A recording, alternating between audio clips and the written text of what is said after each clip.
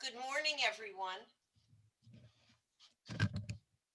This is going to be an informal workshop. It's going to be the first time ever that we are doing an international workshop via Zoom. And we're not going to take a break today, but you can take a break anytime that you'd like. And we think this will help us flow in a proper manner. Also, I want everybody to clap. We won't be able to hear you, but could you all clap? And the reason we're clapping is because we've broken a record. We have close to 100 participants for this workshop. Oh, and I love Dr. Michael Hayes. Look at all these people. And Beryl sent me a hand clap. That is so great. Thank you so much. We're going to do our best to make you feel connected. We will continue to have all participants, even me, when I'm not speaking, to be muted. And we'll be using our chat box today. And I want to just move right on to tell you that our strength of our program here at the Sarah and Sam Schofer Holocaust Resource Center comes from the top. All of you know that as educators. Where does it begin in your schools? It begins with the superintendent, then down to your principal who's delivering the message, and then you have your strength. So I wanted to first introduce to you Leo Schofer. Leo is second generation. That means that his parents survived the Holocaust. They are originally from Lithuania, from Vilnius. And Leo is also the president of our board of trustees here at Stockton University. And when he finishes speaking, he is on our Sarah and Sam Schofer Holocaust Resource Center Executive Committee. He will then introduce interim provost, Dr. Michelle McDonald. And I'm very proud to say she is my friend. And Dr. McDonald, I just want to quickly say, is a historian. So it's so important that we have her here today with us. So Leo Schofer. All right, thank you, Gail, and hello, everyone. We hope you're all well and living in safe conditions during these times. On behalf of Stockton University, it's also my pleasure to welcome you to the Wally and Lutz Hammerschlag Summer Educator Seminar. Firstly, I'd like to thank the Hammerschlag family for their support of this program, which is now in its third year. I've been asked to make a few comments as we open the program. My personal involvement at Stockton began solely with our Holocaust Center. My parents, as Gail noted, themselves were Holocaust survivors and played a part in the creation of the center. My experience with the center helped me understand Stockton's philosophy of being deeply involved in its community rather than simply residing there. This was particularly evident in its relationship with our community of Holocaust survivors. The center recognized the significance of their lifetime experiences and integrated them firsthand into its educational program as speakers, authors of memoirs, and as resources for the center's growth. As a second-generation survivor myself, I had the benefit of growing up in a household where my parents wanted me to learn from a very young age about their lives and experiences, as well as those of their families. As Gail said, my parents shared with us stories of a happy childhood in Vilna, Poland. They spoke about its invasion by the Nazis. We learned that people like my parents escaped the ghettos by crawling through sewers into the woods. There they would join partisan groups which resisted and endured the war in these forests. Such stories enabled me to better understand my parents, their identifying accents, and their ways of life. And secondly, to understand that the world was much more complicated than the life I was living in our rural area. My parents not only shared their stories in our home, but also with many of the people with whom they crossed paths in our community. These people, more often than not, were strongly moved and touched by my parents' memories. They had some knowledge of the Holocaust, but hearing real details firsthand from a survivor gave them a sense of connection with its overwhelming reality and undeniability. The memoirs of our local survivors were foundational in the creation and growth of our resource center. Unfortunately, as the years go by, we lose them as people and as our live witnesses to the Shoah. Stockton's mission has been to seek innovative and modern ways to teach the essential lessons of the Holocaust, a subject you all know becomes even more relevant with each passing year. In this pursuit, we hope you will find this seminar instructive, thought-provoking, and highly worthwhile. I'm now pleased to introduce Stockton's interim provost and vice president of academic affairs, Dr. Michelle McDonald. I've had the pleasure of knowing Michelle and working with her in several of her roles at the university. She is a historian first with a PhD in history from the University of Michigan.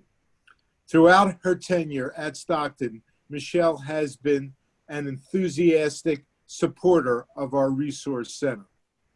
During the difficult times of today's health crisis, Dr. McDonald has been busy developing plans and strategies that will enable Stockton to open in the fall semester with a hybrid method of conducting classes. Thank you all, and let me turn the program over to Michelle. Thank you, Leo. I appreciate the introduction. And thank you, Gail, for inviting me to join you all this morning. Let me add, on behalf of my office and that of the president, my own welcome to all of you for joining us this morning for the third annual Wally and Lutz Hammerschlag Summer Educator Program. Sponsored, of course, not only by our own Holocaust Resource Center, but in partnership with Vashem in Jerusalem.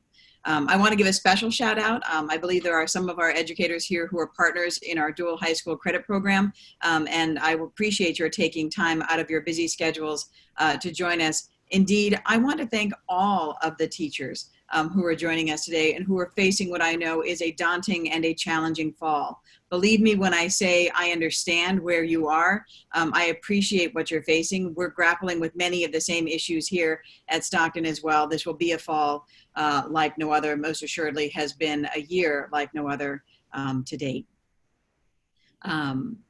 The past decade has witnessed a sharp increase in racial and ethnic tensions, as well as a spike in violence that is global. And in some cases, sometimes it can be too easy to think of problems happening somewhere else, or happening on a grand scale, or happening on a national level. But these are problems that we are facing locally as well.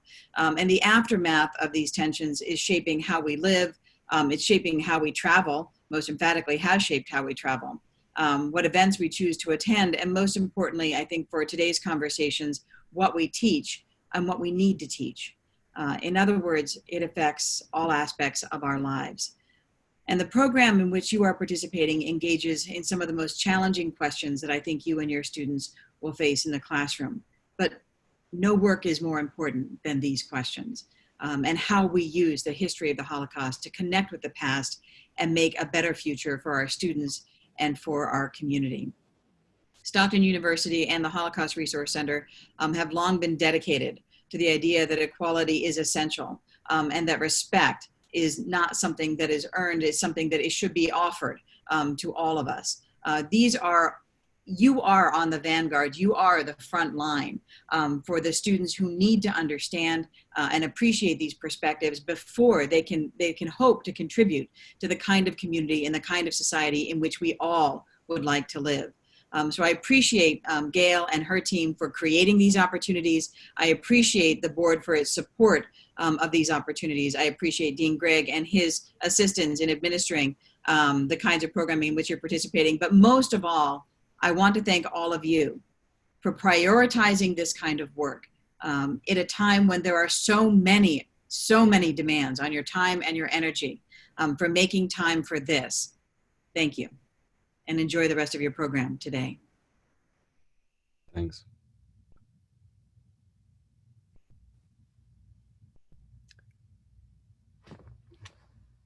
Thank you, Dr. McDonald. Thank you, because I know that was from the heart and it meant so much to us for your support. And thank you for recognizing, because I was also a public school teacher for 5 years, recognizing that this was a big effort to volunteer to come to a workshop like this for not 1 day, but 4 days. Thank you so much. And you took some of the words that I was going to use, so I will abbreviate what I'm saying, because our theme for this workshop is the time is now. The time is now to learn together. The time is now to make plans. And most important, the time is now to reflect and learn as we're moving forward. I wanted to introduce Dr. Robert Gregg, who is our dean. Again, part of that strong foundation that is giving us the strength. And Rob, I wondered if you could give us a wave, and he will have the opportunity to speak at the end of Dr. Rozett's, and I'm going to introduce Dr. Rozett in a minute, Dr. Rozett's presentation, Icons of the Holocaust. We are right on time. So Dr. Rozett will be speaking for about 50 minutes, and then there'll be time for what we call Q&A, which we ask you to put your questions in the chat box. Know that we're close to 100 participants, again, amazing, including our student teachers from Stockton University and other universities, or soon to be student teachers. And Rob will be framing the questions, putting some of them together, and hearing Dr. Rozett's responses. Dr. Rozett is a senior historian at Yad Vashem. He is back by, and I'm not exaggerating, by popular demand. Last summer, some of you were able to join us in Atlantic City on Stockton's campus, where Dr. Rozett was our scholar in residence from Yad Vashem. Yes, this is live from Jerusalem. I love saying that, like Saturday Night Live. This is live from Jerusalem. And Dr. Rozett is speaking about something that we get many questions about, and that's icons of the Holocaust. What do we do? Do we just show Schindler's List? But maybe we don't know what to add to it. What is it about? What do we do after our students read the Diary of Anne Frank? Night. These are questions that are asked of us on a regular basis. And so I would like to introduce Dr. Rozett in 30 seconds, because I was just told that from South Africa, yes, we're even on different continents today, is Leonard Hammerschlag, representing the Hammerschlag family. Leonard, if you would give us a wave. And Leonard, can you wave? Yes. Hello. Hello, Leonard. Hello, Leonard, everybody. in South Africa. Thank you for joining us. And on, I believe it is Thursday, Leonard, no, it's Wednesday, sorry. Wednesday, Leonard will be joining us with Dr. Michael Hayes, who is a historian at Stockton, and Leonard will be telling you his parents' life story and why this workshop is named after his family. So thank you, Leonard, for joining us from Cape Town, South Africa. Thank you. My pleasure. Thank you all for joining us. Thank you. Dr. Rozett, as I said, is senior historian at Yad Vashem, and we look forward. Dr. Rozett, you are on. Thank you for joining us live from Jerusalem. Thank you very much, Gail. And thank you to the whole team. And I feel very much at home at Stockton, even if at the moment I'm sitting in what used to be my daughter's bedroom before she moved out. So I'm not with you physically, but I feel very much I'm with you as we speak. Gail always asks me to say a few things about Yad Vashem before I begin, so I would be happy to do that. For those of you that have had the chance to come to Jerusalem and visit Yad Vashem, you probably know that it is mostly seen as a museum by people, but it's much more than that. It is really a place of commemoration and research and education and collecting materials. Our International School for Holocaust Education is the part that probably has the most contact with Stockton most of the time, but we have a very extensive archive with well over 200 million pages of documents from the Holocaust era. The library has today something around 170,000 titles in over 60 languages. We have an extensive art collection, photo collection. It's a busy place with publications. And some of us in normal times sometimes travel to very interesting places in order to talk about the Holocaust. These days, I'm mostly giving Zoom talks from, as I said, my daughter's former bedroom. That's my new office. So anyway, I think that all of us understand that when we talk about the great evils that human beings have perpetrated upon one another, that the Holocaust stands out as one of the most prominent. And I don't mean to say it in the sense that we're trying to grade things, because each and every of the atrocities that we know about in history needs to be understood and learned and digested, and hopefully we learn something from all of them. But in addition to that, I think what I'm trying to say is that it has gone so far and wide, and that so many people around the world have heard about it and know something about it.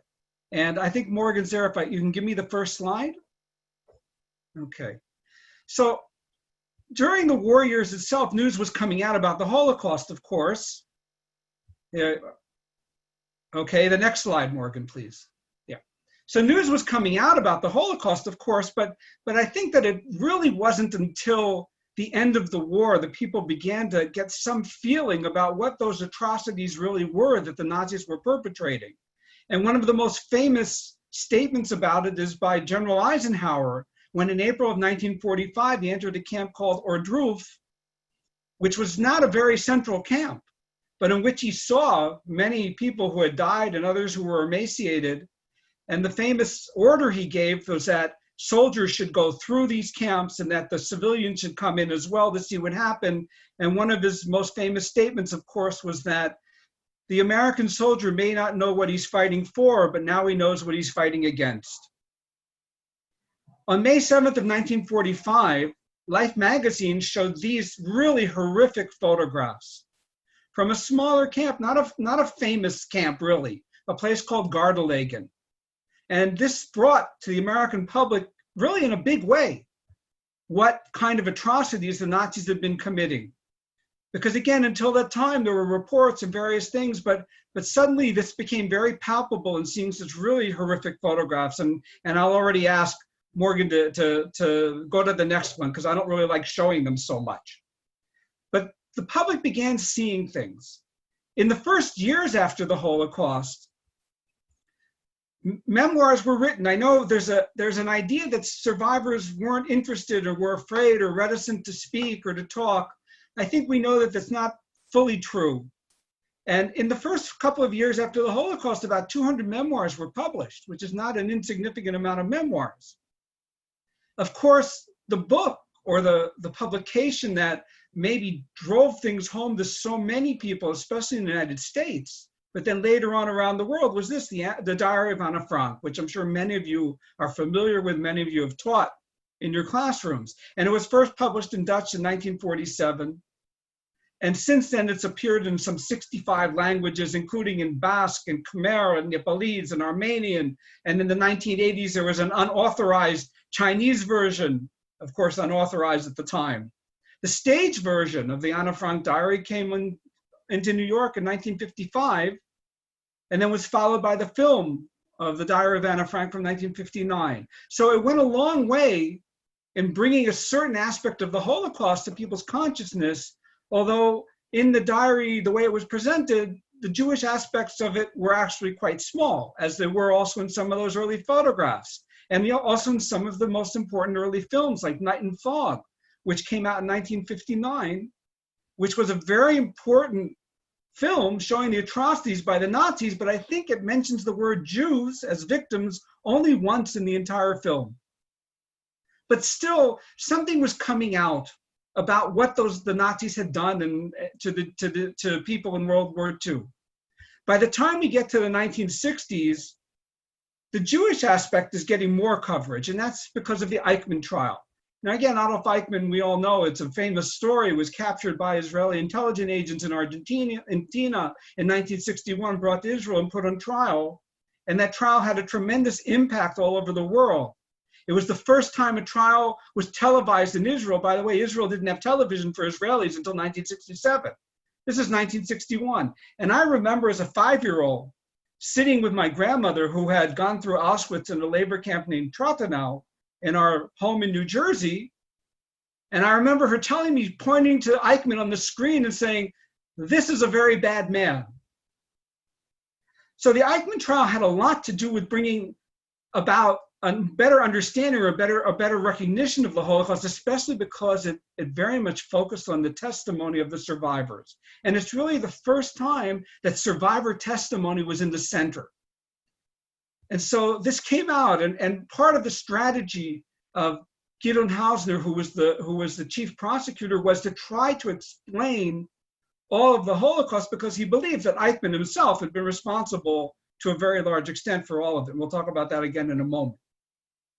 By the 1970s, the recognition of the Holocaust, again, is even going farther. And some of you may be young enough or old enough to remember this TV series, Holocaust, the story of the family Weiss, which came out in 1977. 120 million Americans watched that TV show. At the time, there were 220 million people in the United States, which means the vast majority of adults were watching that TV show. And in Germany, 20 million people saw it in West Germany out of a population of 60 million. It had a tremendous impact on people. Even if, again, you can show the next slide, please, because it shows that one. Eichmann trial, then the one after. I'm not good at telling you about slides, so I hope we'll get to them. So this TV show, which is full of what the good Yiddish word is schlock. It's got all kinds of things that are emotional and not necessarily fully historically accurate. It still gave a very strong feeling about what the Holocaust was all about to people. Again, even if it had some aspects of it that weren't particularly authentic, but it still gave a lot to it. And it really went very far in spreading the idea that this Holocaust is this event that people need to be aware of and that many people became aware of. And it continues with us. We can go on into the 1990s and Schindler's List. In 1993, it was released. Thank you. See, I didn't even tell you you did the next slide. Thank you, Morgan. It was released and it was shown in over 29 countries already in that year, all over the world. And then when it made it to TV, even farther. And again, it is probably the most viewed movie ever about the Holocaust. And it's gone so far and so wide. And like any kind of fictional or representation of this, it's not fully accurate historically, but it's got a lot of the history in it. And there's many things you can learn from it, even if you can then correct a few of the historical things that might be in it that you might point out. But essentially, it really gives you a very strong understanding and feeling of things that were happening in Poland and about what it was about rescuing Jews. In China, by the way, not much afterwards, in 1995, some of you might have read the books, The Winds of War and War and Remembrance, or maybe you remember the miniseries by Herman Walk, who passed away not so long ago. And in China, this made a tremendous impact. You know, the Chinese government didn't bring every film into China, but they brought this one in and it was viewed by people on television throughout China.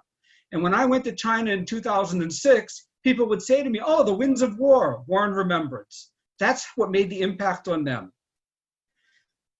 By the time we're in our own 21st century or right on the cusp of it, a few other things were happening too that brought the Holocaust again even wider worldwide recognition. In the United States, again, well, nobody can say that Oprah Winfrey is not an important agent of culture in the United States. And in her book club in 2006, she chose Night by Elie Wiesel. And that went a long way towards that book and being read. Now, that book actually came out in 1956 in Yiddish. It was called Und die Welt hat geschwiegen, which means the world remained silent.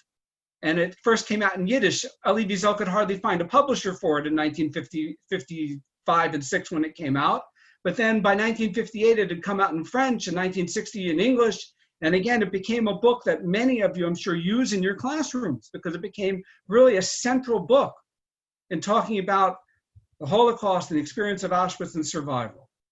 Around this time, too, just a few years earlier, something called IRA, or originally was called the International Task Force on Holocaust Education and Remembrance, was set up by really the person who initiated was the Prime Minister of Sweden, Göran Persson. And then it became an organization with about 28 countries beginning. Today now it has 34, in which diplomats really were the heads of delegations, official delegations from these countries, but in which experts in history and education and museums and preservation of archives from every discipline are part of these country delegations. They talk about how to commemorate, how to teach about the Holocaust, how to preserve the record. And I have to say that the last 2 years I'm part of Israel's delegation to this particular organization. And that began in 1998, and by 2000s again had really become an organization that was important. Around, again, near that same time, the United Nations decided the 27th of January should be International Holocaust Remembrance Day. And that was decided in 2005. And then after that was marked. And that meant that the United Nations became engaged in educating about the Holocaust. And they are active in many places. They have representatives all over the world. For me personally, it meant that I ended up near this date giving lectures in Ghana and in Senegal and in Ethiopia and in South Africa, because all of these places now, South Africa maybe before because they had a Jewish community, but the other places with this date began to say, okay, we're going to mark this date, and the UN had a whole program to help them mark that date. And so again, the Holocaust went very far and wide across the universe in terms of recognition and seeing something about it. Now, what I want to say to you next is something that I can't say from a point of view of having researched it. It's really very much what I would call my gut feeling about it. And Morgan, you can put on the next slide if you'd like. And that's that I think that many people around the world understand the Holocaust through a few very central and very prominent figures or ideas. And the figures are what I want to really talk about today. And of course, the most prominent of them all, I think, is Anna Frank. Again, the diary in so many languages, in so many places. There's Anna Frank houses in all kinds of places around the world, although the main one, of course, in Amsterdam. And the story of Anna Frank is important. We can learn a lot about it. First of all, what can we learn about these icons is really what I want to ask. And then what things don't we learn when we're only looking at the icons? So when we look at Anna Frank, we learn some very important things. First of all, we learn that there were German Jews who left Germany before the war, looking for a better place to be once the Nazis came into power and began discriminating against them. Now, we know also, if we look at it from outside of the diary, we know that roughly 2/3 of the Jews of Germany left. They were allowed to leave until October of 1941, although after September 1st, 1939, when the war broke out, it was much harder to leave. And there weren't that many countries that really wanted them. But some of them managed to get to places, and some of them went to places like the Netherlands, which was nearby, right? There's a border with Germany and the Netherlands. And of course, if you speak German, Dutch is not so impossible to learn. It's sort of it's a form of German, more or less. It's kind of like learning if you speak French and then you go to Italy, it's not so hard to pick up the Italian or something of that nature. So in that sense, it also makes it a little bit easier. And Anna Frank's family went to the Netherlands, as did quite a few Jewish families from Germany. From the story, we know that in the summer of 1942, the family went into hiding. Well, this is because it's in the summer of 1942 that the extermination camps, as the Nazis called them, which is a horrible term, because extermination is what you do to pests. What they were killing sites, really, right? But they called them extermination camps, Vernichtungslager in German. These camps began to function already the first in December of 1941 in Chelmno, but the rest of them being set up, the other 5 that were really set up, in spring and into early summer of 1942. So it's in summer of 1942 that the Dutch Jews begin to be brought to places, mostly to the transit camp Westerbork, to then be sent to Poland, eastward, to the unknown, because they didn't know where they were being sent, of course. And so the Frank family, like many Dutch Jewish families, tried to go into hiding. Many didn't, but again, some did. We know also from the story that in August of 1944, the family was discovered. Nobody knows exactly how it happened. There's a lot of rumors, and then not too long ago in the newspapers, there were stories about that they had fingered the person who had told about the Franks. I don't know if it's accurate or not, but somebody told the security apparatus in Holland, the German SD as it was called, that they were hiding, and they found them, and they took them, and they sent them to the Westerbork camp, and from there they were deported to Auschwitz. We also know about Anna Frank's story, of course, that in October of 1944, she was sent to the camp of Bergen-Belsen. Now, Bergen-Belsen was a camp that was meant for exchange. It was set up by the Germans to exchange Jews who in some way had some sort of foreign papers or something in exchange for Germans who had been stuck outside in other countries, right? And we're stuck in mandatory Palestine, for example. There were Jews that were actually exchanged from Bergen-Belsen, sent to mandatory Palestine in exchange for some Germans who were stuck in mandatory Palestine, because of course that's British, and they're against Germany in this point, right? That's why the camp was set up. By the time Anna Frank was being sent there, it was no longer really filling that function. And certainly by the spring of 1945, it had a brand new function. It was a place where people were being dumped, particularly Jews, but not only, prisoners of camp were being dumped as the Soviets were coming in from the east and the allies, the Western allies from the west, and the Nazis were abandoning camps and bringing people more into the German heartland. And Bergen-Belsen really became the place where the sick prisoners were being dumped. And so Anna Frank picked up the typhus that was rampant in the camp, and she died in March of 1945. Now, her most famous quote, despite everything, I believe that people are really good at heart. It's a wonderful quote. It's a beautiful quote about an innocent teenager. Although we now know, we're looking at the diary and some of the diary that wasn't initially published, that she was a normal teenager, innocent in some ways and not as innocent in others. She was in love with the young boy Peter, who was living in the annex. She had all kinds of thoughts which are normal at that age. And so she, again, was a very normative young woman, although in hiding, because she was a Jew, in hiding, of course. So we learn important things about this story.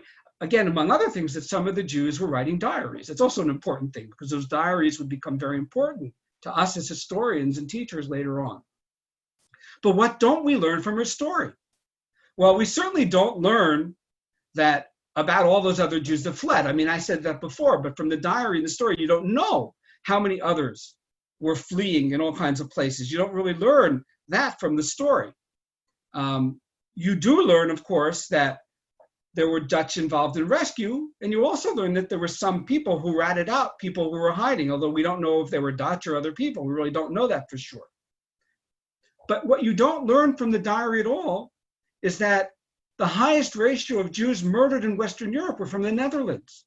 Because the diary tends to make us think that the Dutch are all involved in rescue, and there's significant rescue, but there's also significant collaboration in the Netherlands in this time. And some 100,000, more or less, out of about 140,000 Jews that were in the Netherlands were deported and murdered. And that's about 71%. It's a pretty high percentage, higher than any other place in Western Europe. And part of that is because the bureaucratic leadership of the Netherlands didn't leave when the Germans came in. The Germans occupied the Netherlands in spring of 1940, and the men that ran the government offices, you know, you have a minister, which is a politician, but under that you have a professional bureaucrat, right? And that's how it works in many countries. You have that in the United States as well, the heads of the various departments, right? The State Department or whatever. There's a bureaucrat also. So these bureaucrats stayed. They did not leave. Now, after the war, some of them tried to explain that we stayed in our jobs because we believed that we might be able to mitigate some of the things that were happening. And maybe they really hoped that they would do that. But in the end, they ended up collaborating in much of what the Nazis wanted to do. And so this is one of the reasons why you have this very high deportation rate and murder rate of the Jews of the Netherlands. Now, Anna Frank's experience as a teenager, again, this is her experience. But there's other teenagers in all kinds of other situations that aren't her situation. If I could have the next slide. One of those is a young boy by the name of David Sherikoviak. And he's in the Lodz ghetto. And he also wrote a diary, and he was 17 years old in 1942. And again, if we can have the next slide, this is what he wrote on Wednesday, April 29th, 1942 in Lutz. It's really bad at home. There's no fuel and we are eating our May rations of potatoes in April. No one knows what will happen in May. Nothing good, that's for sure. Again, I don't have any will or any strength for studying. I want to do something, but everything is exceptionally difficult for me. So I just stick to reading most of the time. Time is passing, my youth is passing, my school years, my power and enthusiasm, all are passing. Only the devil knows what I will manage to save from this pogrom. I'm slowly beginning to lose my hope of ever coming back to life, or even of holding on to the one I'm living now. Well, this is a very different situation from Anna Frank's situation in the annex. In the Lodz ghetto, again, there was horrible starvation, horrible disease. And even though that ghetto was the last ghetto in Eastern Europe to exist, it was finally liquidated in the summer of 1944. It was a place of tremendous suffering. And David Sharikovek did not survive. He died in the ghetto from disease and starvation. He was not even deported to one of the camps. He died in the ghetto itself. Could I have the next slide, please? It's also very different from the story of the Lipschitz and Tarlovsky families who lived in a place called Grodno, which today is in Belarus. And we have a letter that was written by Abba Tarlovsky to two of the daughters of the Lipschitz family. And they had fled, the daughters had fled from Belarus into the Russian interior and managed to survive the period in Tashkent. And we published his letter, my friend Yael Nidamor-Vieto and I, about 2 years ago in this book, After So Much Pain and Anguish. And if you can show the next slide, please, bring up the letter. And this is what Abba Tarlovsky writes in August of 1944. He has been liberated by this point because the Soviets have already liberated those areas, right, as they're pushing westward. And he writes, Dear Shulamit and Yudit, these lines are being written by your friend and relative Abba Tarlovsky. My dear children, be strong. Of all of the 50,000 Jews of the city of Grodno and its surroundings, there only remain about 100, including my daughter Rachel, my wife Rosa, and my son Isya perished, and me. Also still alive are my brothers-in-laws, Yosef Yankovsky, my wife's brother, and Ephraim Ilin and his daughter Bella, age 7. Her mother Anya perished. My children, your uncle Yona Gershovitz died a natural death in May of 1942 in the infirmary of the second Grodno ghetto. His hand had been amputated due to infection. The operation failed and he died. His funeral was attended by your parents, Uncle Simcha and Aunt Rachel, and me and my wife, and old Y. Shin Resnikovich, Yona's wife, and little Baruch. On January 18th to 22nd, 1943, the German fascists took away from Grodno 10,000 Jews, including Uncle Simcha, with his family, old Yitzchak Shimon Resnikovich, Yona's wife, Sarah, and little Baruch. Your parents were then still among all the rest of the fortunates in the ghetto, as was I. On February 13th, 1943, the fascists took away another 5,000 Jews, including my brothers-in-law, Yosef and Ephraim, as well as your mother and father and me. On the way to the train station, many tried to escape, but unfortunately, very few survived. The fascists hunted them down. Your mother and dad lived in harmony from the 22nd of June, 1941, up until their last day. They always dreamed and spoke about your happiness. On November 13th, 1943, at the collection point at the Great Synagogue, we were taken by train to the famous bathhouse of Treblinka. So again, if Anna Frank represents one aspect of the Holocaust, there are many other aspects that we have to talk about, including what happens in Eastern Europe, including the murders that are going on, the shootings that are happening there. It's a very different experience. And a survivor like Tarlovsky, again, it's going to be different from some of the survivors we'll talk about as well. And so let's move on to iconic survivors. Of course, Elie Wiesel is perhaps the most iconic of all the survivors and most well-known. He was born in Sighet, which at the time was Romania, but had been Hungary before World War I, and then became Hungary during the war years, and he was born in 1928 when it was still Romania. Now, the entire Jewish population of Sighet was deported to Auschwitz between May 17th and 21st, 1944. And most of the deportees were gassed on arrival to Auschwitz. We estimate that between 80 and 85% of the Jews from Hungary that were being sent at that time to Auschwitz were murdered within a day or two of arrival. Elie, as happened to that other 15 or so percent, and along with his father, were selected for forced labor in Auschwitz.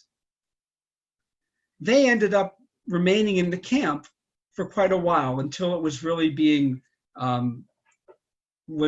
emptied out by the Germans in January of 1945 as the Soviet troops were approaching, beginning January 17, 1945. And he was on a death march, as they call them, and he was brought to Buchenwald. We know that in Buchenwald that Elie's father died, but that Elie survived. After the war, we know that he went to France and studied at the Sorbonne. He became a correspondent for the Israeli newspaper Educator. And then he wrote Night, as we said, in 1955, and it was then published in Yiddish and then in other languages as well. So what do we learn from his story, from the outlines of his story? Well, first of all, we learned that whole families were deported to Auschwitz as late as the spring of 1944, and even into the summer, we know from other places. And in the spring of 1944 is when there was the great deportation of Hungarian Jews. Again, we know from his story, some were selected for work, but most were killed upon survival. And what you read in his book, of course, is a lot about what it's like to be in Auschwitz as the way he represented. And you see a lot about the suffering and the trials, the tribulations of life in Auschwitz.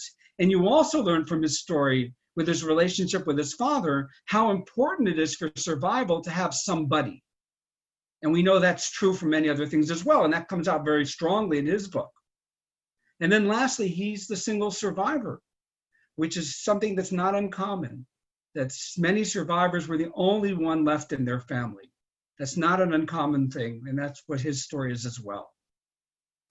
Lastly, of course, in his story, you learn about how he manages to put his life back together after the Holocaust, not from the book, but from his personal story. And of course, that's very much what he did. And Elie Wiesel became a professor later on at Boston University in his life.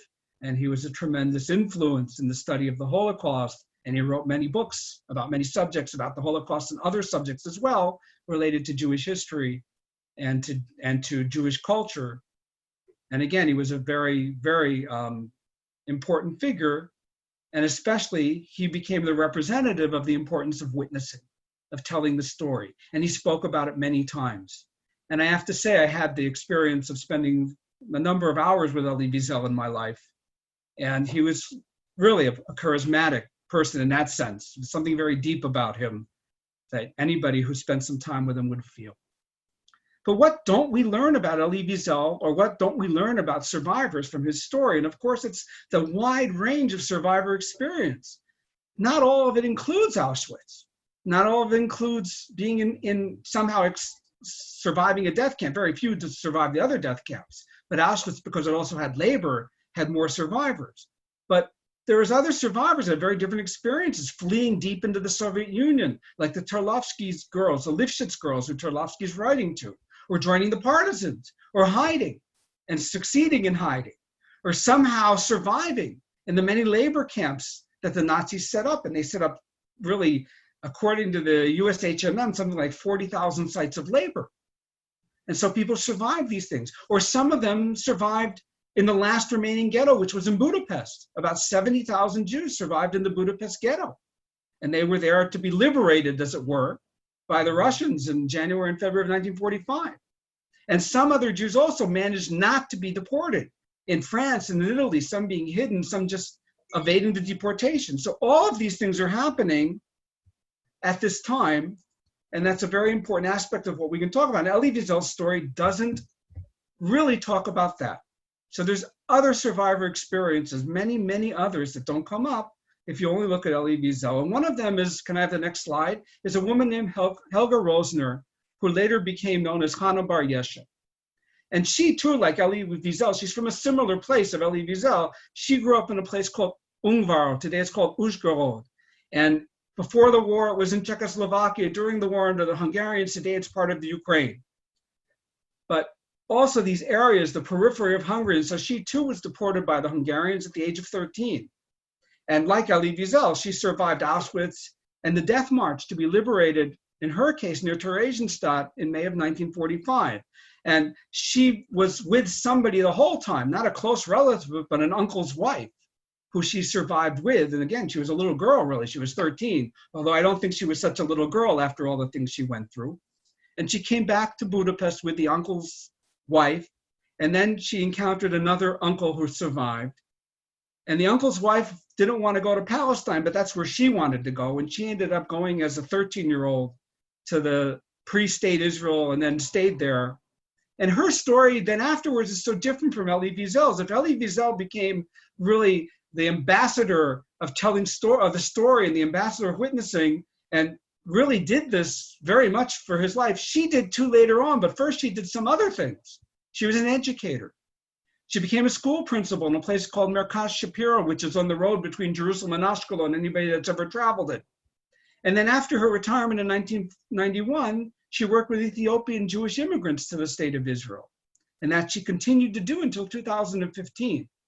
But she also told her story, and what you see in front of you is actually a film based on her story, which Yad Vashem put out a number of years ago. But so her story is similar and different from Elie Wiesel. She's a different kind of survivor. She's not that public face that he became. On the other hand, she's not anonymous. People could hear and learn about her story.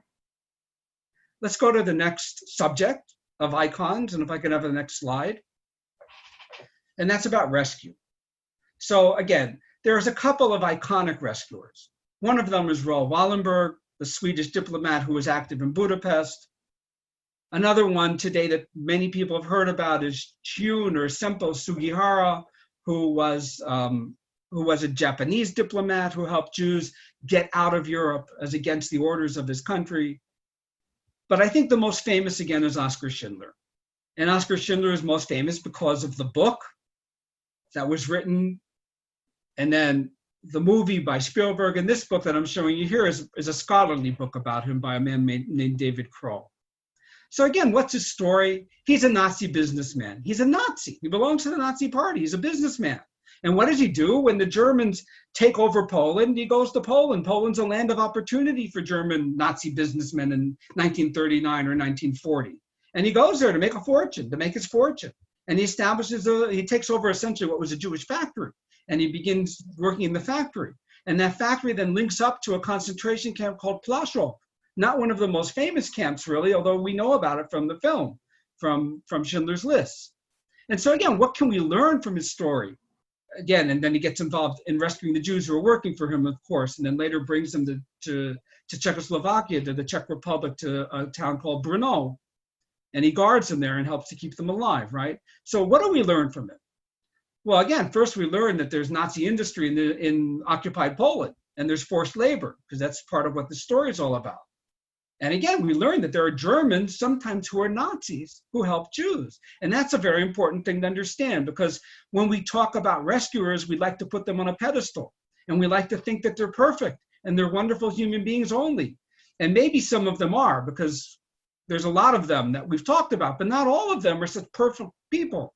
Some of them did some things that they're not so proud of, or that we looked at maybe with a little cross-eyed, like becoming a member of the Nazi party and trying to make your fortune by exploiting the situation.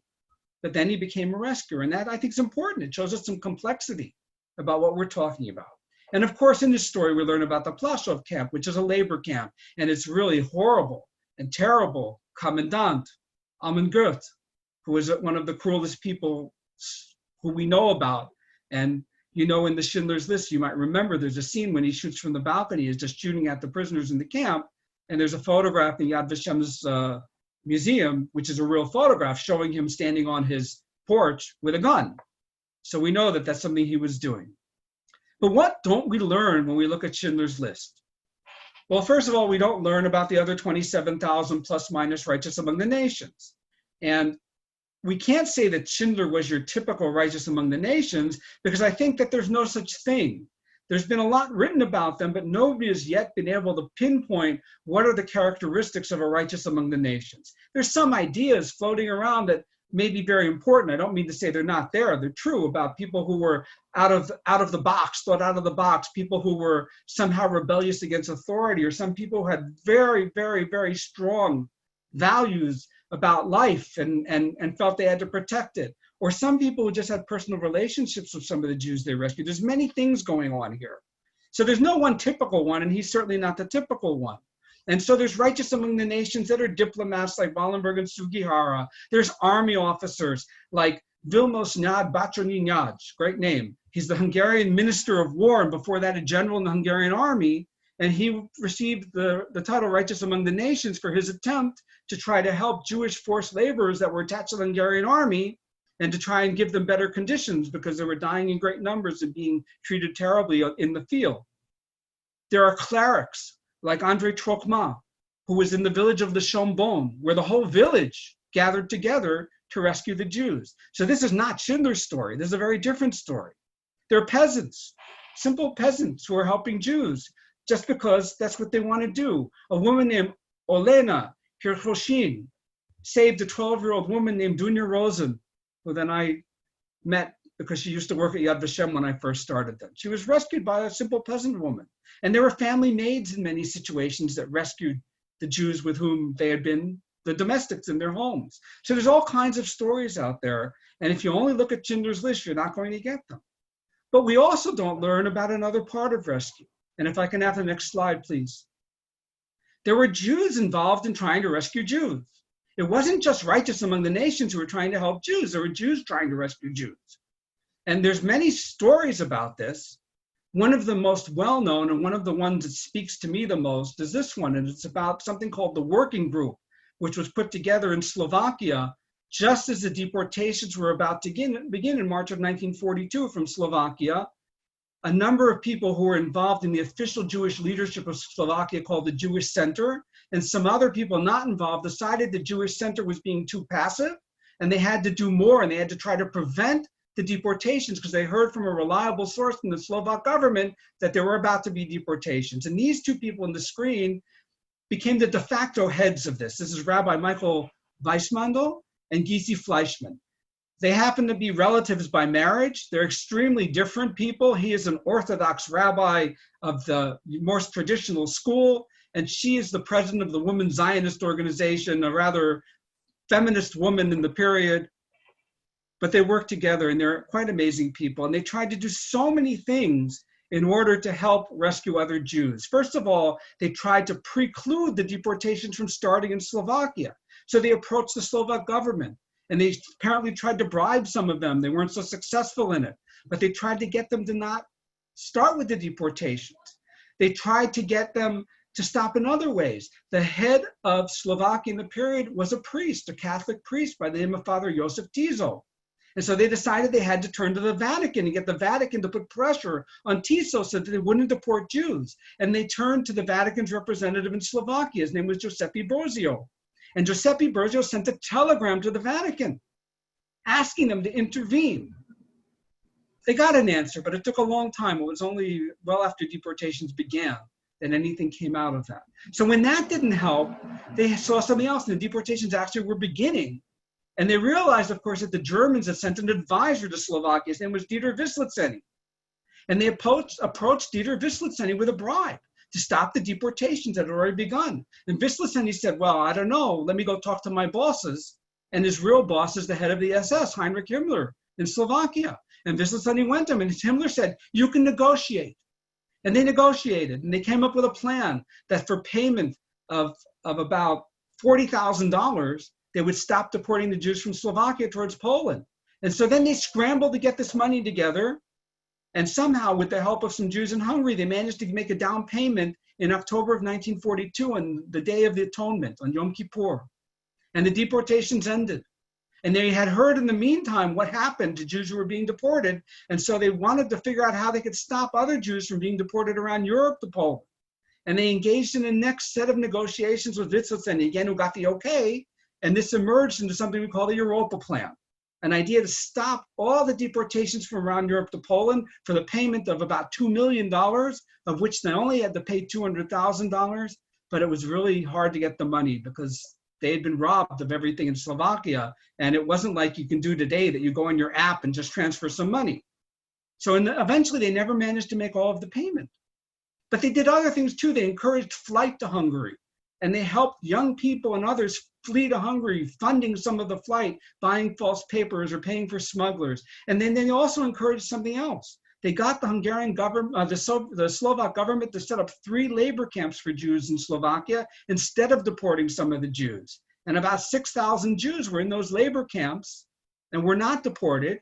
And in those camps, cells of young people formed as undergrounds, and the working group gave them money because they were allowed to go out on the Sabbath hiking around the area and things, because these are not Nazi camps, these are Slovak camps, and they would buy guns from the peasants and bring them back in. And then they plugged in these undergrounds into something that was also being formed at the time, which would eventually be the Slovak National Uprising, which would happen in August of 1944.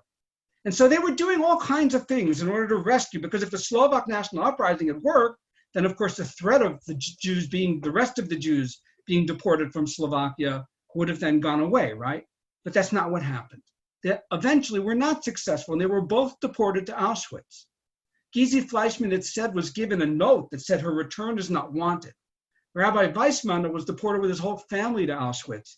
But some of the people managed to pull out some of the boards in the car so that some could escape. And he agreed, after a lot of people trying to convince him that he should jump, but he left his family behind. And his family was murdered in Auschwitz. He got to Slovakia. The head of the Red Cross in Slovakia, the International Red Cross representative, Georges Dunard, managed to get him into Switzerland in the last days of the war. Weissmandel went to Mount Kisco in New York. He set up a yeshiva, a seminary, a Jewish learning seminary there, and wrote a very bitter book called Out of the Straits, Minimei Tsar in Hebrew. So this is a very different story. And one of the things it shows is that there were Jews who were very, very involved and did everything almost you can think of to try to rescue, but ultimately were unable to rescue, because one of the things we talk about so much in the Holocaust is that Jews were essentially powerless to stop things in a large way. So if you only look at Schindler's List as rescue, you won't get any of that. Last thing, and I know I'm supposed to end soon, Adolf Eichmann. Could I have the next slide? So Adolf Eichmann, of course, was represented in the trial in Jerusalem as being the evil, satanic center of the Holocaust, a satanic bureaucrat seething with hatred. And there were pulp books that came out around the time of the trial that tried to say that he was demented, he had a horrible child, that he was beaten as a child, which wasn't true at all, but that's what they were saying. And then Hannah Arendt wrote her famous book, Eichmann in Jerusalem, after observing the trial and cast him as sort of an everyman, trying to show that anybody could become a mass murderer, that it was banal. And so these early explanations of perpetrators of murder, like Eichmann, who was so symbolic of it, went towards personality and tried to say the kinds of things that were happening. They were brainwashed. They were all a little crazy. They were all in some way psychopaths and sociopaths. Or they were so banal that they were just brought into it as cogs in a machinery. Later on, and by the 1990s, we have a different understanding of perpetrators and the kind of idea of Eichmann. Christopher Browning, in his important book, Ordinary Men, talked about a whole police reserve battalion called the 101 Battalion, who became involved in 1942 in murder activities in Poland and just over the border. And they were involved in shooting people and then deporting others. And all told, it seems that they murdered about 38,000 Jews by shooting and 45,000 by deportation. And Browning tries to explain who these men are. And of course, there's a background of anti-Semitism and Nazi ideology, but he talks about a lot of group dynamics involved here, of people who don't want to look weak, of people who don't want to stick out, of people who follow the orders they're given and don't ask the questions about them, as people, some of them who want to, move up into the system, and so they do their best. And again, others who are just afraid to say no. And he talks about a lot of different motivations about why people get involved. But I think that one of the best explanations, and if I can have the next slide also, this is from David Cesarani, who wrote about Eichmann. And this is what he says, how you understand Eichmann.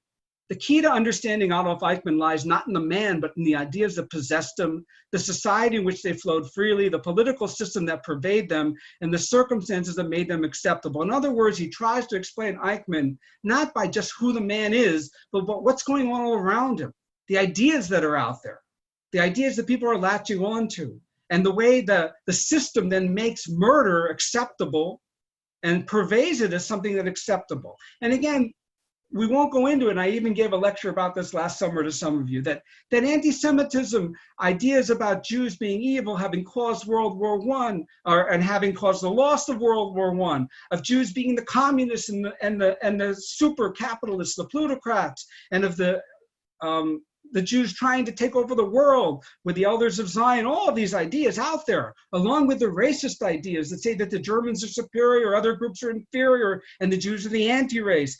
All of these ideas, right? And then on a background of really literally centuries of anti-Semitism, in which Jews are seen as being responsible for having killed Jesus and are seen as untrustworthy because of this, and a lot of other stereotypes. All of these things are out there. And so a man like Eichmann and people around him can latch on to whatever they want out of this cornucopia of ideas in order to justify what they're doing. But there's a government that's telling them that murdering Jews is good. And so they get involved in these reasons. So they're not just cogs in a machinery. There's an agency here. But they're also not these horrible, necessarily, psychopaths and sociopaths. They're human beings in a specific situation. And they get involved in this. And we can say the same thing of collaborators from around Europe who get involved in many different ways for many different reasons. And I think I'm running out of time, so I'm not going to go into all of them for you. But there are governments that are allied with Nazi Germany that engage in the murder of Jews, or in the case of, say, Croatia, with Jews and Serbians. And there are also, I'm sorry, Erwin sent me something and I have to look at it. What did he say? All right. So there are governments around the allied with Germans that get involved in murder for many reasons. Say France will become involved in deporting Jews out of France because what's left of France after it falls in 1940, right? They want to gain independence. They want to gain control of all of France again. They want to be part of this new system that's coming in under the Nazis. And so they end up collaborating. But it's all on the basis of the idea that the Jew somehow is expendable, is somehow bad, is somehow evil, and is really the other. That's really much at the heart of it. So again, if you only look at Eichmann, you don't understand so many things that are going on. You don't understand why individuals can become involved in addition to groupings like the Polish Blue Police, or like if we're talking about Latvia, commandos that are put together like the Ares Commando, where men are involved in murdering the Jews who are their neighbors, and even then outside of their country, getting involved in systematic mass murder, believing that somehow the Nazi system will give them independence, political independence, those ideas too. But there's also individuals. We all know about Jan Demjanjuk and the trial against him. And whether he was Ivan the Terrible or not is not clear, but it is very clear that he became a guard at least one of the extermination camps at Sobibor, and probably Treblinka as well. But certainly at Sobibor, it's quite clear from the record. And why does he get involved? He's a prisoner of war. The Germans and Nazis treat those prisoners of war not callously, they treat them lethally. They're dying in great numbers. And there's a window of opportunity offered to some of them. Join us, become guards, work with us, and you can live. And that's what a man like Demjanjuk chose. But then they become gung-ho. It's not just that they do this to save themselves. Some of them become really gung-ho at what they're doing.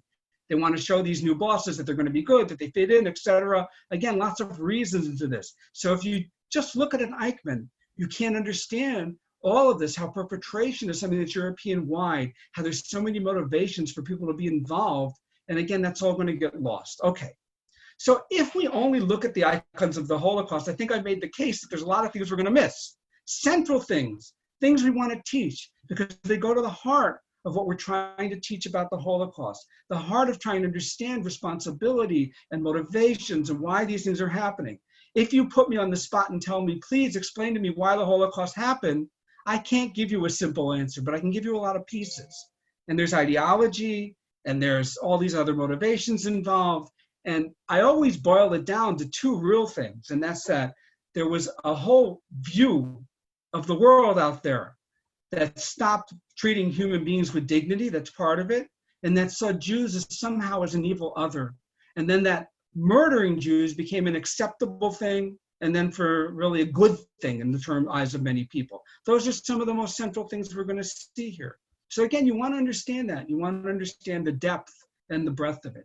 Now, the icons are important because they're the portal in the beginning to engage with the subject. there's absolutely nothing wrong with opening with Anna Frank's diary. It's compelling, it's strong, but you have to go beyond it. You have to put it in its Dutch context, and you have to put it in the wider context of the other ways Jews are being victimized, and then go beyond the Jewish victims, because of course the Nazis victimized lots of people. Maybe not what I would call a Holocaust, but certainly there's other Nazi victims we need to talk about, right? And so you have to go beyond it. And the same thing with all of them. When we talk about rescue, when we talk about perpetrators, when we talk about survivors as well, understand that this is a wide thing, because the Holocaust, even though it's a short period, it's 1933 to 1945, and then maybe the period of the camps right afterwards for the displaced persons into maybe 1947 or even the end of the 40s, it's still a short period, but it's long enough that there's a lot going on. And the other thing is geographically, it encompasses a great deal. So it's not one thing. And one of the things I think I always feel, and I know I've said this before to some of you, is that when we teach about Holocaust, we're always striving to show the complexity. Because understanding complexity of the Holocaust is important, and understanding complexity is important, because every one of us knows that the world we live in is far from black and white. It's a very complex place. And you want people to understand it, because nothing's easier than falling into simplified thinking, and that's a whole other lecture. But we can talk about conspiracy theories and all these things that are floating out there now that are all products of very simplistic thinking about how the world works. So when we zoom out, that's also what we're talking about. Okay, I think I'm done. And I don't think I had any more slides. So we open up for questions. Gail, I see you shaking, but I don't hear anything. You're muted. I was waiting to be let in. Thank you so much.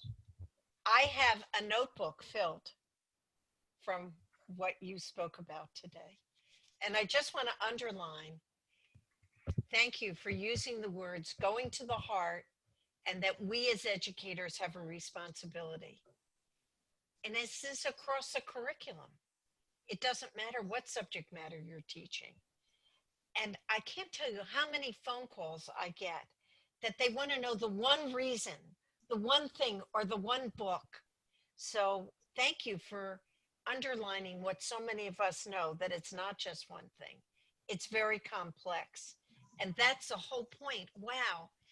Thank you for opening our series, because we're trying to give the pieces to put together to talk about the ideology. And most important, we want to teach about the need for dignity, respect, equality, and yes, responsibilities of all of us. So there's an expression, and I don't know if you use this expression in Israel, where the shoemaker's family doesn't have shoes.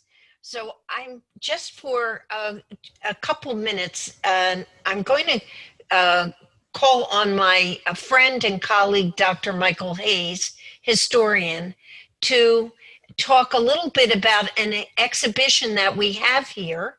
And we know that you can't bring your students here to us, at least for a while. And so we're going to make this available. I'm going to ask Irvin to put his camera on our exhibition. And Mike, can you talk about it? But we can only give you 3 minutes. Okay, you're asking an academic to only speak for a few minutes. Yeah, no, Rob, I'd like to thank you, first of all, for a great presentation, because what you've done is you've taken the icons of the Holocaust and you've introduced us to sort of other alternatives that are less well known. And what that does, I think, is it shows that each individual experience is unique in so many different ways. And by learning as many of those experiences as possible, we and our students do better justice to history, right? By showing those nuances, both in, as you pointed out, in personalities, in personal development, that we're all complex. But it gives us a better understanding that the history doesn't provide us with easy, complete answers, right? We'll always have open questions and need to know more. And so if Morgan or Irvin, if you're going to put up the exhibition, last fall in October, we opened an exhibition in expanded space in the Holocaust Resource Center. Many of you who are from our area have been there, have seen it, have interacted with it. Some of you I know have brought students to see the exhibit. It's the extraordinary heroism of ordinary people. And I think that one of the reasons why Gail wanted me to talk about this is because it's a story that is both similar in some ways, but so very different from the Anna Frank story, right? It is the story of the Ullman family and the way that Leo Ullman, who was a young child that you see in the center of that image during the Holocaust, and his parents were both rescued during the Holocaust by people who really selflessly took them in. And He's been on. Thank you. And what's I think interesting also is that, like I said, similar, they were in hiding, but they had to separate, unlike the Frank family, where Leo's parents, Franz and Emily Ullman, went into hiding with one family where they couldn't keep him, and through the resistance, they put young Leo into hiding with whom they didn't know and where they didn't know, and also that they all survived. So again, this is the kind of thing where I think it helps always, as Rob, you pointed out, to say, well, yes, we've got the well-known story of Anna Frank and the secret annex, but if you learn about a story that's very similar, the differences also tell you very much. So thank you again.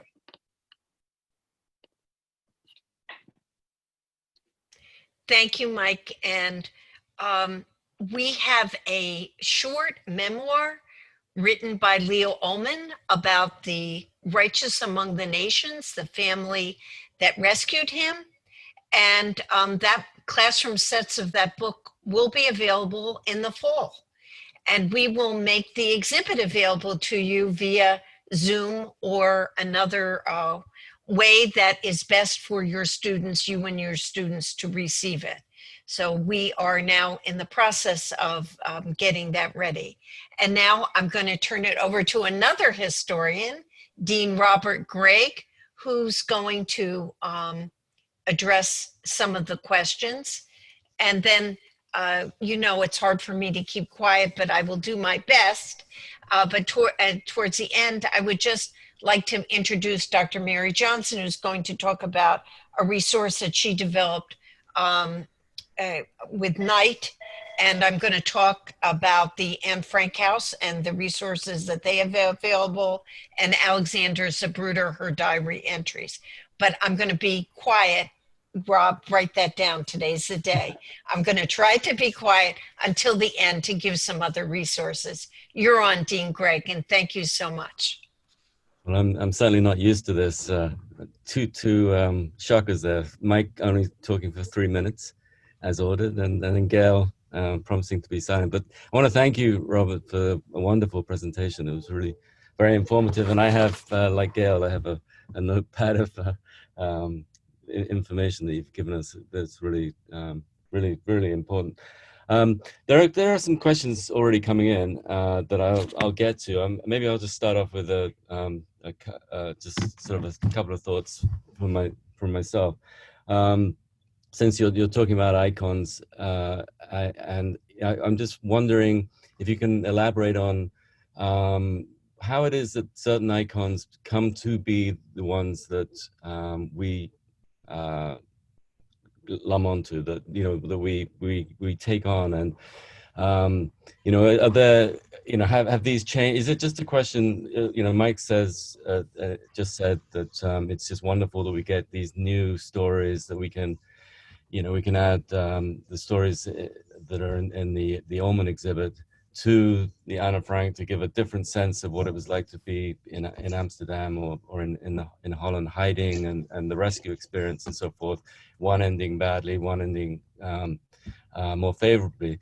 But are there some sort of key moments when the story needs to change or has to change, and people want to find new icons to really represent this story, because the old icons, are really not speaking to where we need to be in terms of understanding the Holocaust? In other words, at some point, we have historians attempted to try to paint it in a particular way, and they've selected icons that really help them in that, and that maybe downplay the resistance, present Jews more as victims than as people fighting for themselves, people who, the ways in which the story is told through these icons, that then becomes kind of no longer functional to what we need, and no longer really representative? Or is it just we learn more, and so those icons become set alongside new icons? Does that make sense? Yeah, of course it makes sense. I'm not sure that I know how to answer it well, though, but it makes sense. It's a good question. First of all, I think the icons become the icons for a couple of reasons. One is that as they are brought out, the stories resonate with people very deeply. I also think that all of the icons came out in ways that, again, that they came out really in the media, you could say. They came out in ways that were distributed far and wide. And that's part of the reasons of the icons, because of the stories. I mean, if I said that Schindler's the icon of rescue, the other one is Raoul Wallenberg, and his story's been around a long time, but maybe it's only the last 20 years or so that he's more in people's consciousness. His stories come out more. And it's a different story, again, from Schindler's, a very different kind of a story of rescue than Schindler. But I'm not sure if you and I have control over the icons. Because we're not the purveyors of the icons, I don't think. If somebody decides to make another blockbuster movie, and somebody who's able to do it the way Steven Spielberg can make a movie about some other figure, we might get a new icon out there.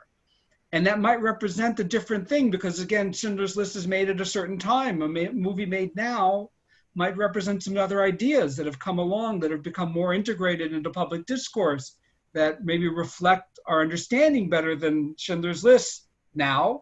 Schindler's List reflecting understanding of, say, the 80s and into the early 90s. So, but I don't know if we have control over it that much. Not you and I.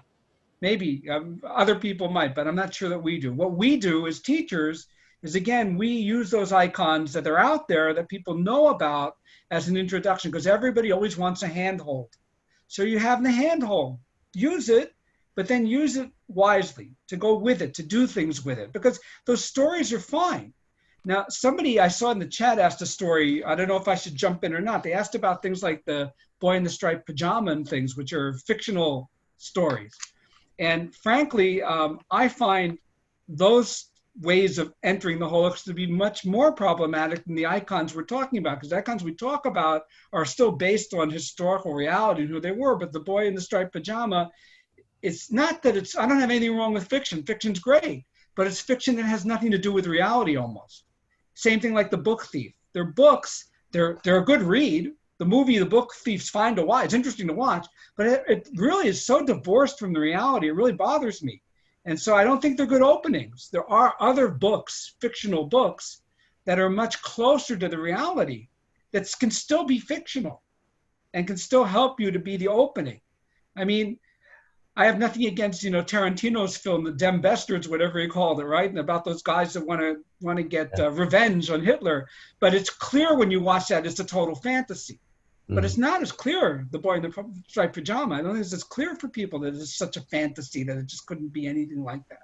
So again, you have to choose those two as your portals as well. And the icons, they're fine because they're real stories. You can correct them, add things that say things that are more correct about them as you teach, et cetera, et cetera.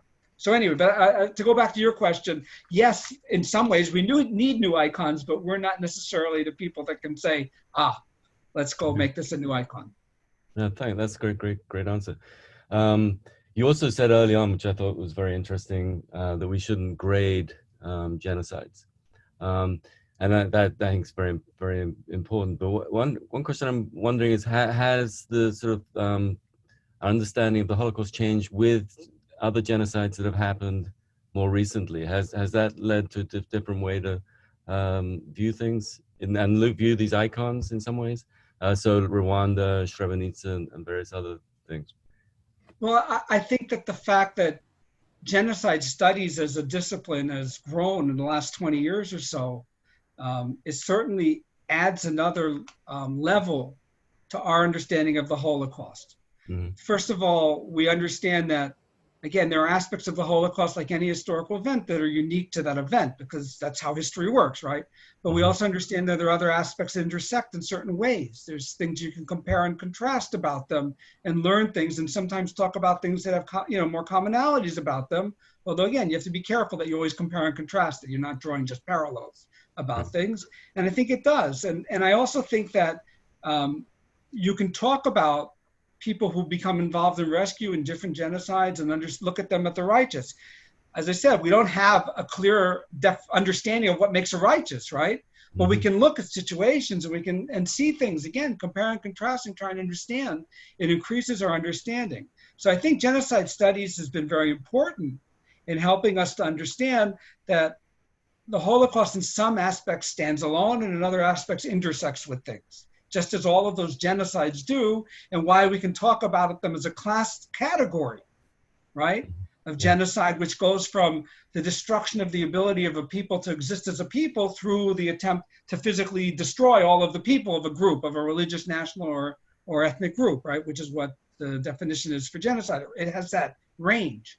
And so we understand that. So again, I don't know, it does help us also to understand some of those icons, I think, in different ways too. Perpetration and other things where there's similar and different reasons for the perpetration. Yeah. I mean, that this first question that I have here from someone I think raises some of these issues, and probably raises issues for everybody present. And I think it's sort of a common problem is how does one represent the Holocaust to young people? And also, how does one actually? There's playwrights have this problem of how do you get an accurate representation that is actually viewable, that people could actually sit through, so that fits for all different ages, so what kind of presentation can you make to very young children as opposed to older children, and this particular question is, what grade should you should start teaching night at?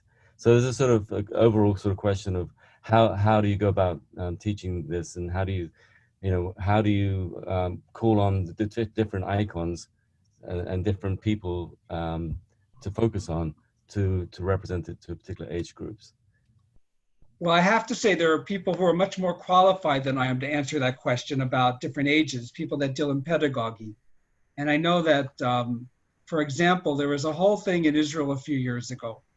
On Holocaust Remembrance Day, the siren rings, and even the children in the kindergartens hear it. And they ask, what is that? And so then you want to answer them. How do you answer them? And I know that we at Vashem embarked in a project working with educators and psychologists and other people to try to figure out, how do you answer a 5-year-old that's asking you what this thing is without lying or not answering them, but answering them in an age-appropriate way? And there are age-appropriate materials out there that people have developed that try to take in the sensitivity of how old somebody is and at what point they should be exposed to things, right? And certainly, I've always felt that, you have to be well into your teens to become exposed to some of those atrocity things. But I always felt that, but the world changed so much in the last 10 years, so much stuff available to all these young people. They see horrible things on internet. I don't even know if that's true anymore, how they are, how sensitive or not they are, because they're seeing so much stuff these days. I would have always said, like our museum at Yad Vashem, I didn't let my kids go into it till they were like 16. Even though they came to visit me in my office from the time they were little, right? But they didn't go to the museum. I didn't want them to see things there. And we kept it at bay in that sense. On the other hand, they knew there was a thing called the Holocaust, right? But I don't know, there are people that can answer it better than I. It's really not my area, only to say that you need to be very thoughtful about it, and you need to ask people that really understand psychology, education, and pedagogy for young people. I would think something like Night is something also for somewhat older. It's not for younger kids, I don't think, because he really talks about some very difficult things in that book. I'm not sure that you want too young a person to to be exposed to that kind of thing. Certainly, something like early high school, I don't know. That's what I would think. I But would think like. there's people that can tell you better. Yeah, Gail probably. Okay, break that so promise. yeah, I broke my promise. He's right. So in New Jersey, they say that the H word, Holocaust, should not be taught. You can build up to it, being good and kind to each other, being responsible for each other, etc., in the 5th grade. And it really depends on, and every educator here will agree, who your class is, who is in your class, the maturity of your class. Is it heterogeneous grouping? Is it homogeneous grouping? I could go on and on. So I have been in some 5th grades that use night, and it's appropriately used. But I think that you have to judge that by the maturity of your students in that particular year and what their background is. So for me as an educator, the first thing I want to make sure, if I'm going to introduce night or any of the icons that you mentioned, is that they understand the word anti-Semitism and how long it's been around. I think that's really important. Just to throw in a book without building a foundation around it does not work according to, and I agree with, our mandate. And now, Rob, I will go back to my promise of being quiet. Okay, until the next time. That's great. Which Rob is she promising, by the way? Yeah. So, someone is asking here about the distinction between arriving early at camps and arriving late in 1944, and that they've used Escape from Auschwitz, the PBS docudrama. I'm not quite sure what they need from you exactly, but can you elaborate on those distinctions and how they may come through these icons, and if you have any suggestions for reading around that kind of topic and to make that distinction? Okay, I'm not sure if the question is about arriving in Auschwitz much earlier, like when it's starting in 42, or Hungarian Jews arriving only in late spring 44, as opposed to somebody arriving later in 44, because everything's dynamic always. But certainly the experience of, I almost say it a different way. It's not just about the camps. The experience of Jews who meet the Nazis, right? Where they meet them is important. So if you're German Jews, you meet the Nazis before they come to power because they're already there. And if you're Polish Jews, you're meeting the Nazis in 1939 when they invade Poland, and the Nazis are in a certain place and what they're doing, and they're about to embark upon ghettoization, and they have ideas of pushing Jews out of territory and various things. They don't yet have murder as a policy. If you're a Jew that meets the Nazis in 1941, summer of 41 in the Soviet Union, they've already begun to use the tool of mass systematic murder, but they're not with a full policy yet. And if you meet the Jews and you're in Hungary in 1944, right, which is when the Jews of Hungary really meet the Nazis because they occupy Hungary because Hungary wants to get out of the war. They want to keep them in the war. Then you're meeting them once the final solution has been going on for a long time. And so everything's very different. And so the same thing, if you go to Auschwitz earlier on, the experience is different. But most people who come to Auschwitz in 1942 don't survive it. I mean, there are some, but it's not a place you're going to survive very easily for so long, where that whole system, although there are some people that do. If you're a Hungarian Jew and you manage and you're not murdered immediately, your chances of survival are much greater because it's much later and there's less time involved in all of this. And certainly by the autumn of 1944, they've actually stopped using the gas chambers of crematoria in Auschwitz by November 44. So that, again, there's more chances of survival, but there's other problems of the death marches and disease and starvation and such things that will happen to people. So there's a differences in all that. The escape from Auschwitz also, it's its own story about how the underground in Auschwitz managed to help facilitate the escape of 2 Jews in April and then 2 more a few weeks later, who brought out information armed by the underground and managed to bring that to Slovakia, to that working group I was talking about, Weissmandel and Gisi Fleischmann. Those are among the people that get this information and start bringing it out. So could that have happened earlier? I don't know. There were escapes from Auschwitz, but not with the help of the underground. And so people coming out weren't armed with that kind of information, but there were some escapes, some successful ones, particularly earlier on in the story of Auschwitz.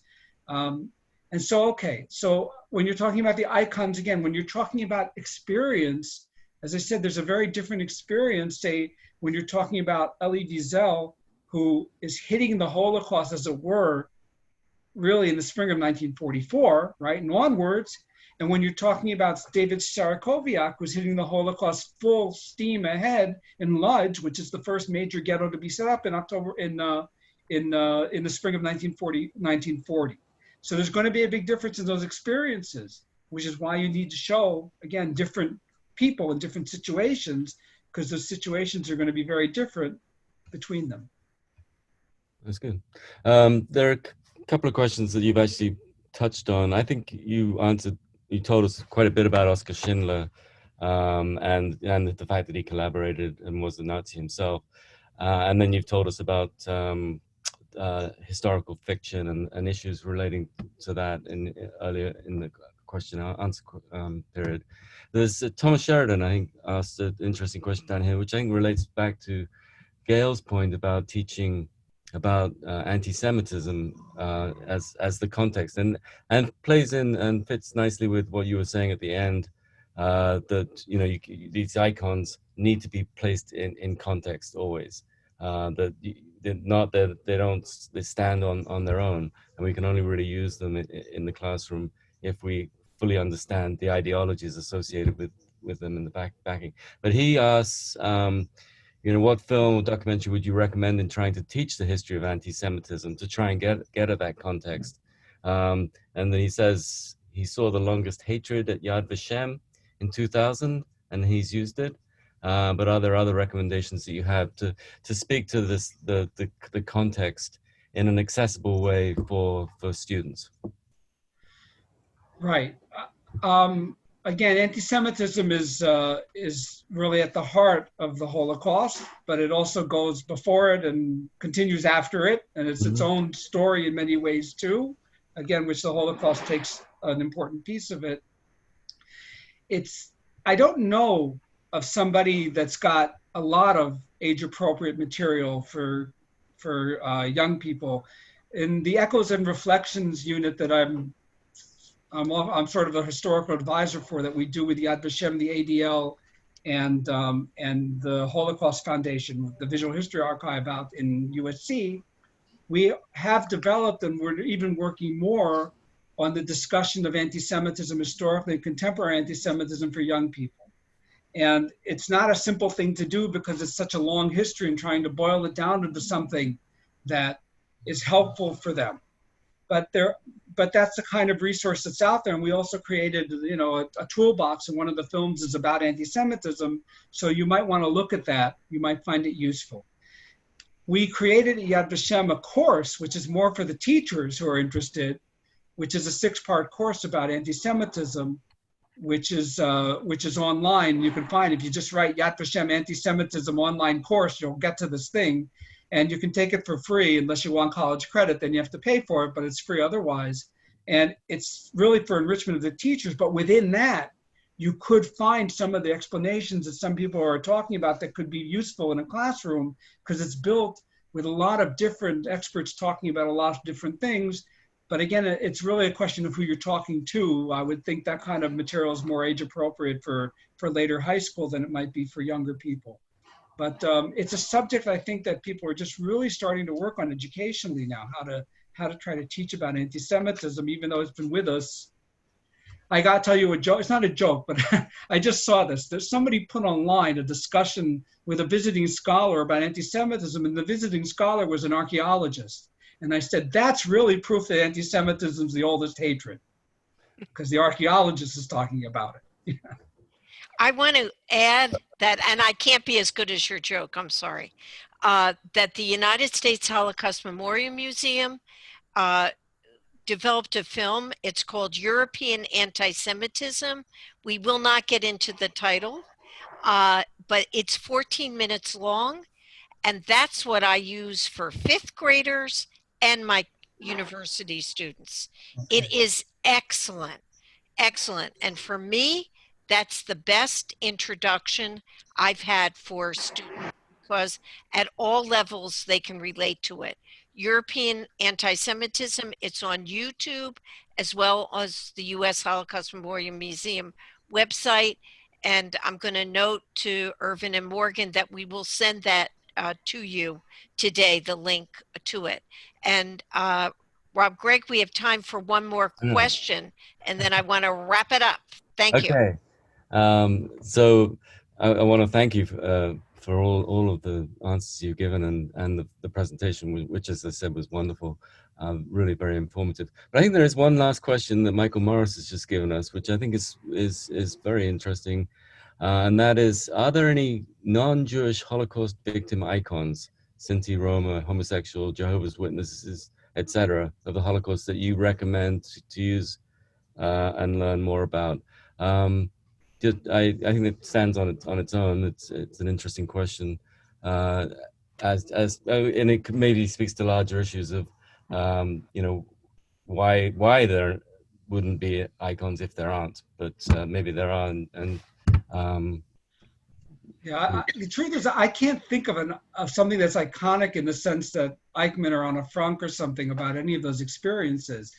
What I can say is that there's a lot more work that's been being done in those areas over recent years, especially about the Roma Sinti, the Gypsies, as they're called colloquially. In IRA, which I had mentioned, that's this International Holocaust Remembrance Alliance, we deal with the Holocaust and we deal with the fate of the Roma under the Nazis as well. And they've been developing more and more material about this. But I really don't know if there's something out there that's iconic. And either about the homosexuals. There's books and there's things that have been put out. There's plays and other things, but I'm not conversant enough to start recommending things. I know there's things out there. I would suggest looking at IRA because they have a lot of material, at least about the Roma and what happened to them. And they're producing things all the time about that. And they also have best practices and whatever dealing with that.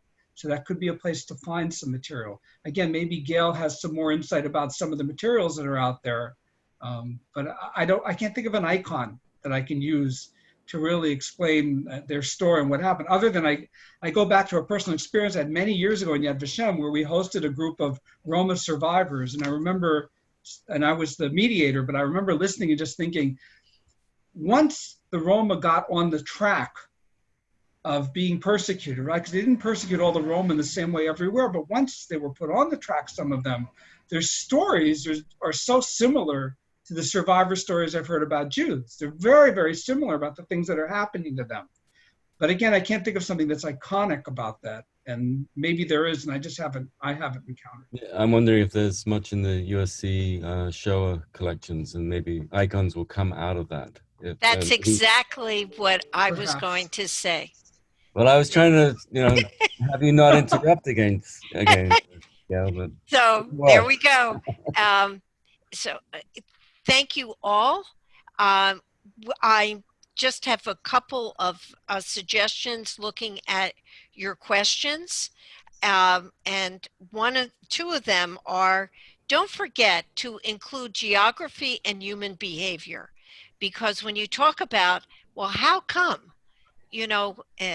Hungary was later, you got to look at the geography. You have to learn about that. So I find that my students, and surprise, surprise, your students too, do not know geography. And then the discussion of human behavior is very important. Of course, none of us are experts. We can't crawl into each other's brains, that's for sure. But that kind of segues into Mary Johnson, who helped to develop the teacher's guide for night that I highly recommend. That's online, I think on the Facing History and Ourselves website. But Mary, if you would just say a few words, because a number of people ask about night and how you can move beyond just using the book. Yeah, before Mary speaks, just let me say thank you for asking me to speak. And I hope next time we do this that we're doing it in Atlantic City. Yes. That we're all safe and sound, that nobody's wearing masks. Yes. And that those of us that want to can hug one another and say hello. Exactly. So let's hope that's the next time. Or next year in Jerusalem. Or if you want to bring the whole thing to Jerusalem, I'd be happy to be with you here too. Okay. So I'm going to sign off. I wish you a good seminar. And hello, Mary. It's nice to see you even on Zoom. And thank you, Rob, and everybody else. Okay, Mary, you're on just for a minute or less. Yeah, I understand that. Am I mute or am I? You're on. You're ready. Oh, okay. Hi. Thank you, Robert. That was great. I will mention that I think what happens with the icons for other groups is various centers find individuals that become kind of their icons, and like a Jehovah's Witness, and they have a wonderful curriculum on that. It's interesting on why it doesn't take off like an Anne Frank, but I think more that we do, it will happen. I want to mention that with Facing History, actually, there's been a couple of guides on night. The most recent is called Teaching Night, which you can download, and it's an incredible effort to look at night, not only at Elie Wiesel's story, but then how it reflects on human behavior. So whether you're talking about Madame Schlachter, or whether you're talking about Moshe the Beadle coming back, which is such an incredible story that has so much resonance with today, when you get somebody calling out something is happening and people don't hear it or don't want to hear it or whatever. And so that's an incredible way to think about, yes, it's Elie Wiesel's story, but it's also within this larger context of human behavior. And one of the things that this guy does is to look at how Elie Wiesel's, how he as a person evolves during these years and during the time. So you can actually do a timeline of how he's changing as he's going through the experiences, which is another way to open up so much of the impact of being thrown on these trains, arriving at Auschwitz, all of this, and seeing it as this individual, but then other individuals that he comes in contact with. The other thing that this study guide brings in, which I think is very important, and a place where we're thinking more and more, is it brings in artwork, especially the artwork of Samuel Bach, and how that is telling also about not only human behavior, but about the specific history that's going on, the two going together. And an icon that Bach uses throughout his art is the Warsaw boy with the arms up, and it gets you to thinking about what's happened to this boy. Why does Bach put him in so many different paintings, in so many different situations? So I think the way of doing this, of approaching night by looking at, yes, Elie Wiesel's story and the literature and the incredible almost poetry in the way he writes this, but with how it reflects out to other situations, and more broadly about human behavior. Thank you. During this period. So thank you, Mary.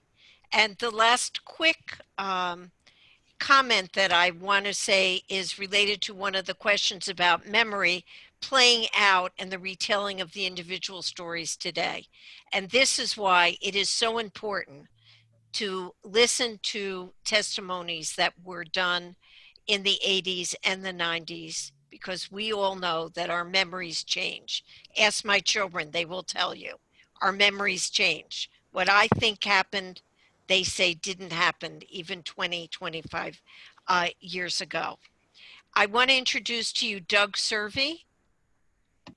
Doug is the director of the New Jersey Commission on Holocaust Education. Doug, can you give a shout out and tell us a little bit about the commission as we're moving on to introduce Lori in just a couple minutes.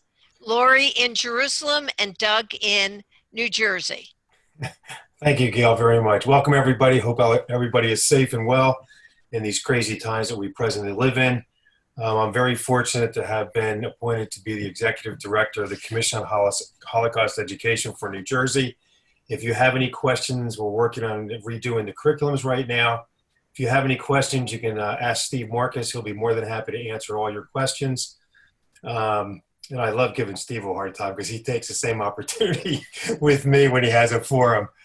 But our job right now is to make sure that everything that's being presented today is taught to all of our students. And we found that over the years that that's been lacking to a certain extent. And our job is to make sure that that does occur. And Gail and the Resource Center does such a fabulous job offering these type of educational experience. It just goes without saying that they're basically priceless at this point. There's no question about that. Robert, I could sit here and listen to him all day, needless to say. It's like, listening to Michael Birnbaum. And any information that you get is new information that you can press on to their students.